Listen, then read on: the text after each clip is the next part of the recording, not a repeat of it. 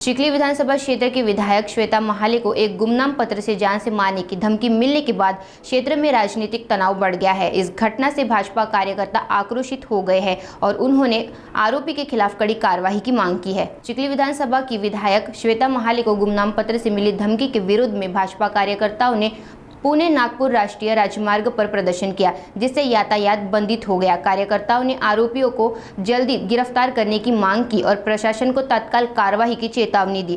Police ने जांच शुरू कर दी है और धमकी देने वाले अज्ञात शख्स की तलाश जारी है। विधानसभेच्या लोकप्रिय आमदार आदरणीय सौ श्वेताताई महाले पाटील यांना आज एक निलावी पत्र, दोन पत्र त्यांच्या घरी या ठिकाणी मिळाले। अतिशय विकृत मनोवृत्तीचं दर्शन घडवत एका ठराविक समाजाच्या, ठराविक धर्माच्या व्यक्तींनी त्या ठिकाणी अतिशय अपशब्द आणि धमकीवजा संदेश त्यातून साईंना देण्यात आला।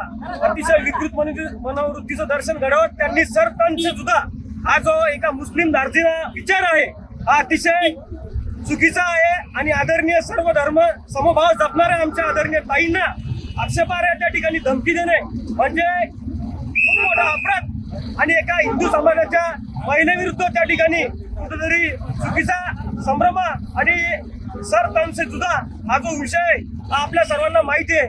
आज दिवसभरापासून संपूर्ण बुलढाणा तालुका असेल, चिखली तालुका असेल या ठिकाणी रस्त्यावर उतरलेला आहे आणि आदरणीय ताईंबद्दल असलेली आपली श्रद्धा या ठिकाणी व्यक्त करण्यासाठी या ठिकाणी जमलेला आहे।